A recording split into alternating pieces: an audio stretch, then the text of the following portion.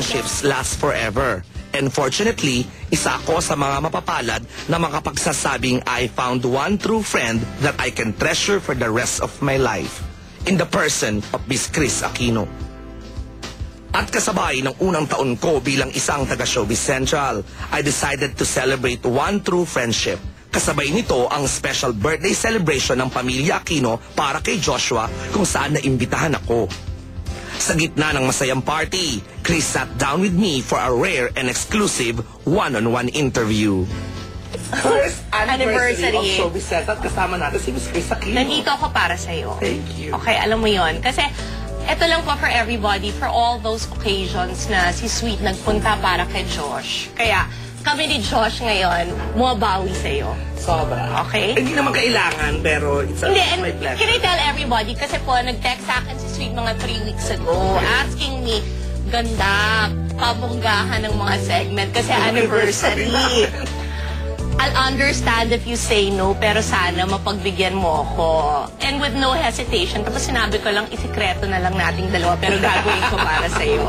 In fairness, kaya ngayon hindi na sikreto kasi pinanonood. Kasi nandito na, oo. Birthday ni Josh, 13 years old na siya. Oo, nakakaloka rin panganay ko, 13 years old na. Nandun din po si Sweet, the night before na circumcise si Josh, dumalaw din siya. Si Joshua na 5'10 na ngayon, mas matangkad ko. Oo, 5'10 and 265 pounds, unfortunately. Pero pinagda-diet ko na po siya. It's a happy time kasi parang ang laki ng difference sa mom ko. From the time na nag-celebrate si Baby James, na nanghihina talaga siya, tapos hindi talaga pwedeng makihalubilo sa madaming tao. Now, nakita mo diba siya, the healthy appetite, madaming nakakain, and my mom is surviving the chemo and improving yung blood works niya and all. And siguro, I'll take this opportunity na rin na mag-thank you sa lahat ng tao na continuous ang pagdarasal para sa kanya. Yung talagang, I really prayed so hard. Na sabi ko, sana please strengthen my mom and don't make her suffer so much. And I think because sa lahat ng taong nagpe-pray, nakakayanan niya talaga. And she says naman, she's not in pain. It's just na nanghihina talaga dun sa chemotherapy. Nung si Josh, anong napansin mo nung nalaman niya na may sakit sa sitakaw? Out of the blue, he would cry. Kasi siguro hindi niya ma-express why he was sad. But talagang nagulat kaming lahat na parang, and then, alam mo nung time yun, nasabay pa na mag-first birthday yung isa na nagsisimulang, si Baby James nagsisimula ng magsalita and medyo, so parang double whammy sa kanya. Siya yung nag-i-insist talaga na, Lola's not sick. Ganun. So parang, ngayon at least, nakikita ko na si Josh naka-adjust na rin sa situation. Actually, one thing common nga sa inyo ng mami mo is your strength. Sobrang, ang tapang niyo pareho, di ba? Ang mami mo, may sakit. Ikaw yung sa mga intriga. Di hamak mas matapang ang mom ko. I think. Kulang kasi, ka? Hindi kasi parang, through it all, I've never really seen my mom cry. The only time was nung birthday ni Baby James na nagta-thank you siya sa mga tao. Pero wala talaga. Yung ganun ka-strong ang mom ko. So, kumusta ang bonding ni Joshua at saka ni Baby James? Well, kasi ang layo ng agwat eh. They're very close now. At least nagmamahalan na sila. Gusto na ni Josh na sumasama sa kwarto niya and all. Si Baby James talaga is yung nakikita ko how much he loves his kuya. And yung talaga, I really feel na siguro dumating si Baby James din sa life ni Josh para kung wala ako, wala ang mom ko, meron talagang, I know, kasi mamahalin siya kasi they both came from me at aalagaan siya come what may. In fairness naman po, kitang-kita ko naman, and Josh, mahal na mahal ni Josh. Now. Baby James. Now. Kasi nung bago labasin, pinapabalik sa tiyan ko. Mama, balik na siya. Hindi ko kayang ibalik po. Okay, yung dalawang boys mo, isa mo pang sa mga boys mo is si Papa James. Nakakapanood ka pa ba ng mga basketball games niya? Kasi Wednesday at Friday ang regular na laro. At yun yung taping. Taping ko. And, but, we record everything. Pag uwi mo, alam ko nanonood ka. I have to say this, na I think in the past few weeks, siguro, we really made an effort to strengthen our relationship. Siguro ang masasabi ko is, throughout my mom's illness, wala akong masasabi sa support at sa tiyaga rin ni James. Your message na lang to isa-isayin natin, to Josh, because it's his 30th birthday. Can I say a message for you first? Okay, go. It's my anniversary. Oo. 15 years. 15 ganda. years, And alam ko. You're part of the 15 years, alam mo yan. Hindi. Thank you very Alam much. niyo ho, nakilala ko talaga ng husto si Sweet. Nung sa Today with Chris, siya yung audience warm-up ko.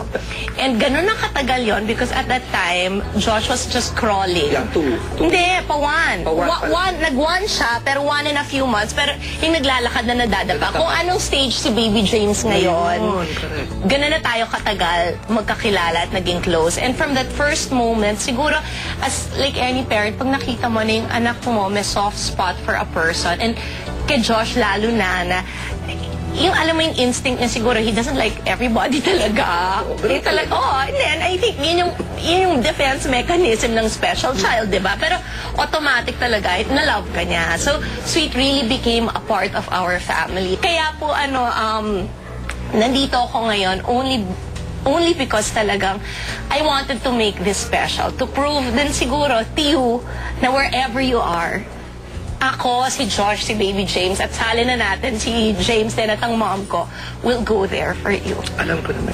Kasi love ka namin. Pag nag-emote ka, sana alalahanin mo how blessed you are. Nag-rate naman yung show mo ngayon. Di ba? At binibigyan ka naman nila ng importansya. May sarili kang segment mo na napag-uusapan naman yung segment mo at may impact naman sa tao. So, kung ano man, anyway, may Kim Samsung, di ba? Yes. Doon ka. Sana i-appreciate mo yun. And then sa mga kasama mo sa show, happy ako kasi parang mas love ka na nila ngayon. I know. Dati feeling mo hindi. So at least now they like you. Okay. Gawa niya ng Showbiz Central. So at least they like you. Thank God they like you now. Oo. Mahal na namin ng isa. Like na namin ng isa. Congratulations sa inyo. Happy anniversary. Yeah, thank you sa GMA sa bonggang-bonggang blessings. Oh, at least minahal ka na nila. Alright. Message ka lang to your mom, of course. Thank you for making the effort to always be there for us. Nung birthday ni Baby James, she was so weak when she was here. Ayoko lang talaga makita mahirapan ng mom ko. So, thank God na lumalakas. Anyway, kay Josh, you know that your mama's first love. Kung nandyan man si Baby James, ikaw ang kuya. Ikaw talaga ang lahat kami. We always make sure na nararamdaman mo gaano ka namin kamahal. And ngayon, yung napaparamdam mo sa aming lahat na naiintindihan mo kami, na minamahal mo baby brother mo, tinuturuan mo pa siya. So sana, Josh, you're such a good person. Pinapromise lang ni mama talaga sa'yo na hanggang sa makakayanan ko talaga sisiguraduhin kong komportable at masaya ang buhay para sa'yo. Alright, thank you very much. I'll close this lang by saying congratulations, 15 years. Do the best you can. And what's good about you also is dun sa portion mo, mararamdaman na you're not being nasty or mean. And yun ang importante talaga. Good na ako. Cool. And congratulations talaga. Okay, congratulations. And ngayon ko lang pinatuloy kayo sa aking tahanan kasi kaparte talaga si Sweet ng pamilya namin. Thank you very much. Ms. Aquino for Showbiz Central. Ayan. Thank you sa flowers. Yes. Thank you so much. Maraming salamat. Thank you. Gambong. Okay, thank you, Sweet. And congratulations again. Happy anniversary.